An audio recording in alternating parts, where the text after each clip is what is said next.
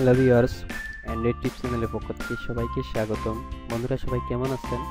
বন্ধুরা আজ আমি আপনাদের সাথে একটি জনপ্রিয় একটি টিউটোরিয়াল শেয়ার করব, যে টিউটোরিয়ালটার মাধ্যমে আপনি যে কোনো ধরনের প্রাইভেট মেসেজগুলো, আপনার মেসেজগুলো আলাদা করে লক করে রাখতে পারবেন। প্রাইভেট মেসেজ কলগুলো লক করে রাখতে পারবেন আলাদা। এক কথায় আপনার প্রাইভেট এসএমএস করবেন, সেটাও আপনি বুঝবেন না কোন নাম্বার দিয়ে কার এসএমএস করেছেন। যদি কেউ দেখেও থাকে তাহলে কেউ ধরতে পারবে না যে আপনি কাকে এসএমএস করছেন।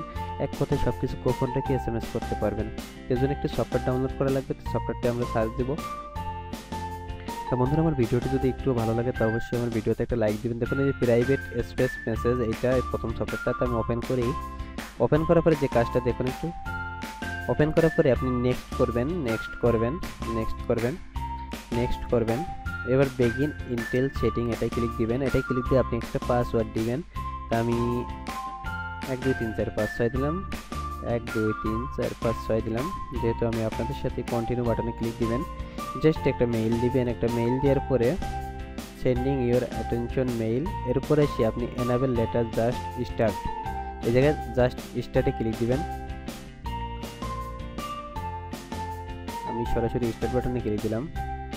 স্টার্ট বাটনে ক্লিক দেওয়ার পরে ইম্পোর্ট ফ্রম মেসেজ, এটা যদি লক্ষ্য করেন, import from message, import from contact, আপনি ইম্পোর্ট ফ্রম কল লগ, অনেকগুলো তথ্য এক জায়গায় আনতে পারবেন। এটা আপনার সরাসরি আপনার ইমেইলে ইম্পোর্ট করতে পারবেন, কিন্তু এটা যদি পরবর্তীতে কখনো ডিলিট হয়ে যায় সেটাও আপনি ফিরিয়ে আনতে পারবেন। তো আমি একটা জিনিস দেখাই, প্রথমে মেসেজে ক্লিক দিই। দেখুন একটা মেসেজ করছে আমাকে, এটাই আমি ক্লিক দিই। দেখুন একটা মেসেজ করছে, কিন্তু আমি এই যে প্লাস বাটনে ক্লিক দিব, প্লাস বাটনে ক্লিক দিয়ে জায়গায় একটা নাম্বার দিব। আমি সবার এসএমএস যে নাম্বার দিব, এই এসএমএসগুলো সব এই জায়গায় আসবে। ধরেন আমি জাস্ট একটা নাম্বার ইউজ করতেছি, এই নাম্বারটা দিলাম। এই নাম্বার দিয়ে আমি যত এগুলো এসএমএস করব, মেসেজ করলে আমাকে সবগুলো মেসেজ এই জায়গায় আসবে। এখন এই নাম্বার থেকে যতগুলো মেসেজ সেন্ড হবে বা যতগুলো মেসেজ আসবে সবগুলো আমার এই জায়গায় চলে আসবে। তো সরি, অ্যাড আসছে। আরেকটা জিনিস আমি দেখাই আপনাদের, সেটা হচ্ছে কন্ট্যাক্ট। এবার কল লগ, আপনি যে কলগুলো আপনার ইনকামিং বা আউটগোয়িং কল আছে, সেই কলগুলো যদি এই জায়গায় আনতে চান তো সেইগুলো এই জায়গায় চলে আসবে। এরপরে সেটিং বাটনে ক্লিক দিবেন। সেটিং বাটনে ক্লিক দেওয়ার পর হাইড আইকন, এটা অন করে দিবেন।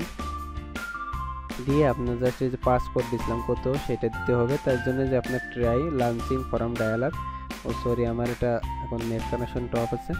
তারপর চেক আপ ক্লোজ, এটা অন করে দিবেন। এটা অন করে দেওয়ার পরে আপনি চেঞ্জ পাসওয়ার্ড, পাসওয়ার্ডটা চেঞ্জ করার কোনো প্রয়োজন নাই, জাস্ট আপনি যে কোনো একটা দিয়ে রাখতে পারেন, সমস্যা নেই। এই যে রিকোয়েস্ট ডেলিভারি রিপোর্ট, হ্যাঁ ডেলিভারি রিপোর্টটা সবসময় অফ থাকবে, এটা অফ রাখবেন। ওটা অফ রাখার পর বাদ বাকি যেগুলো যেভাবে আছে সেগুলোই থাকবে। এবং এটাতে ব্যাকআপ প্রাইভেট ডাটা, আপনি কিন্তু এগুলোতে ব্যাকআপ করে নিয়ে আসতে পারবেন। আপনার যদি কোনো কিছু হারিয়ে যায় সেগুলো ব্যাকআপ করে আনতে পারবেন। এরপর একটা মোর অপশনে ক্লিক দিবেন। মোর অপশনে ক্লিক দেওয়ার পরে আপনি এই জায়গা থেকে এই অ্যাপসের যতগুলো আছে সেগুলো জানতে পারবেন।